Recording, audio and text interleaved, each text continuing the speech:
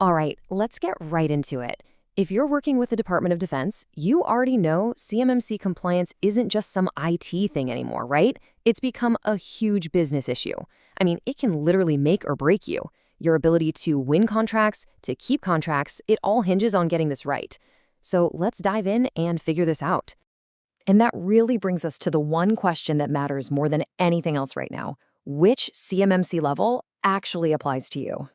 Making the wrong assumption here, well, it can cause some serious headaches. We're talking delayed bids, huge problems during assessments, and yeah, even losing contracts. We're going to make sure that doesn't happen to you. Okay, so let's start with the simple view and really understand this whole CMMC framework. And look, the good news is this doesn't have to be super complicated. Seriously, there's a pretty simple way to look at all of this that makes everything click into place. So here it is, the number one thing you need to remember about CMMC. It's all about the data. It really, truly all comes down to the data. What kind of DoD information are you handling? Are you getting it, storing it, sending it? That's what decides which CMMC level you have to meet. Nailing this down is, without a doubt, the first big step. Okay, so let's get our terms straight, because this is super important. We're basically talking about two main flavors of information. First up, you've got FCI, which stands for Federal Contract Information. Just think of this as any information about a contract that isn't meant for the public. Simple enough, right? But then you've got CUI, or Controlled Unclassified Information. Now this is the more sensitive stuff. It needs way stronger protection. And honestly, this difference between FCI and CUI, it's the key to this whole puzzle. All right, now that we've got that foundation down, let's get into the detailed breakdown of levels 1, 2, and 3. We're going to see exactly how FCI and CUI map to each of these CMMC levels. This is where the rubber meets the road. So, level 1. This is pretty much the starting line. If your company only deals with that FCI we just talked about, this is probably your stop.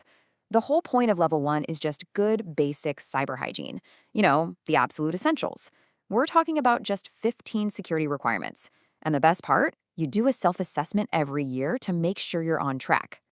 Okay, now we're taking a pretty big step up. If you handle CUI, you're going to be looking at level 2. And this is a major jump.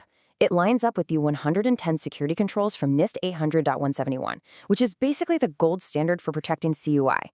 Now, here's a key detail. Depending on your specific contract, you might just need a self-assessment, or you might have to bring in an official third-party assessor to check your work. And then we get to the top of the mountain, level 3. This is for companies handling the most sensitive CUI, the kind of stuff that's being targeted by some really advanced threats. You take everything from level 2, and then you add another layer of even tougher controls from NIST 800-172. And get this, the assessment for level 3 is actually led by the government itself. That alone tells you just how high the stakes are here. So this table here, it just lays it all out, side by side. It makes the progression super clear, doesn't it? You can see how we go from protecting basic FCI at level 1 all the way to protecting really sensitive CUI at level 3. You see the requirements jump from just 15 to over 110, and the assessments go from a simple self-check to a full-on government-led review. It really gives you the whole picture in one shot. All right, so now we're finding your CMMC level. What does this actually mean for you? We've gone through the levels, but the million-dollar question is always, so what? How do I apply this to my company? Let's figure that out. So how do you figure out which level your company needs? I mean, this is the question that probably keeps a lot of you up at night, right? The answer isn't always just sitting there in plain sight, but you can definitely find it by taking a hard look at your own operations and, of course, your contracts. You've got to start asking some really specific questions. And number one, with a bullet, is, do we handle CUI? That right there is the big fork in the road. After that, you need to dig into your contracts. What do they actually say? If you're a sub, what's your prime contractor telling you? And don't forget about your whole tech setup. Are your cloud tools in scope? What about your key vendors?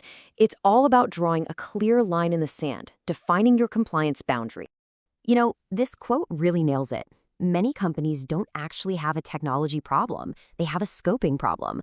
So many people get completely overwhelmed because they think they have to lock down every single laptop and server in the whole company. But that's usually not the case. The real challenge isn't buying new tech. It's figuring out exactly which systems, which data, and which people need to be included in your CMMC bubble. The smaller and more well-defined that bubble is, the easier your life is going to be. Okay, so let's talk about some common mistakes to avoid. Because let's be real, knowing what to do is great, but sometimes knowing what not to do is even more valuable. Let's look at a few of the big pitfalls that can really trip you up on the way to getting compliant. Yeah, and this quote says it all. Most contractors struggle because their controls are not consistently implemented, documented, or provable. Look, failure almost never happens because a company doesn't know what multi-factor authentication is.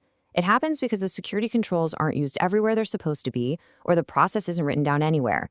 And then, when an assessor shows up and asks for proof, crickets. There's nothing to show them. It's all about being consistent and being able to prove it. So let's run through some of the top mistakes. First, underestimating the documentation.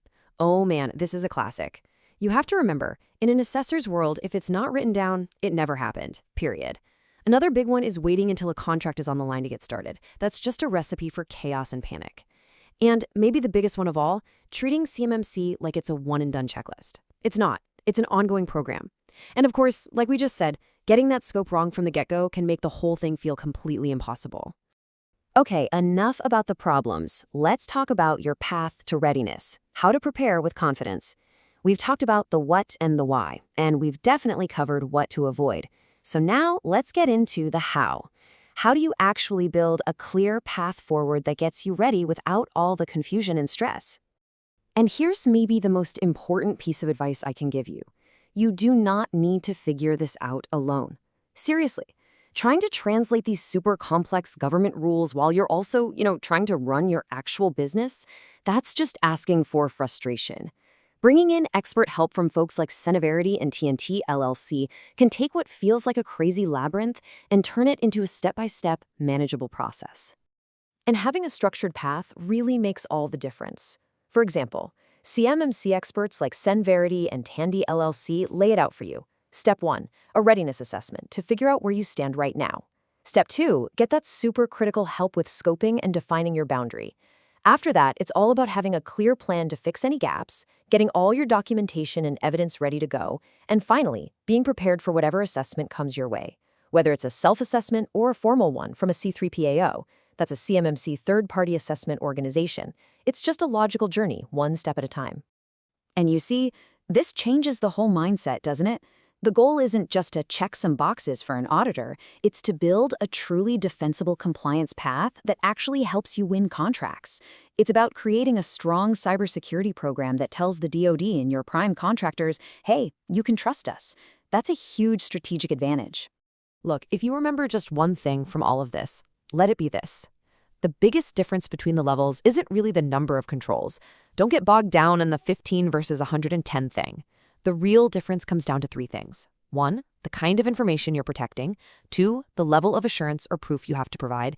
And 3, the overall security maturity you need to demonstrate as a company. So that brings us to the final question you should be asking yourself. Is your compliance strategy built to win contracts, or is it just to check a box? Think about it. Is this just about getting a passing grade, or is it about building a genuinely secure operation that makes you a stronger, more competitive, and more trusted partner for the DoD? Because honestly, the answer to that question is going to define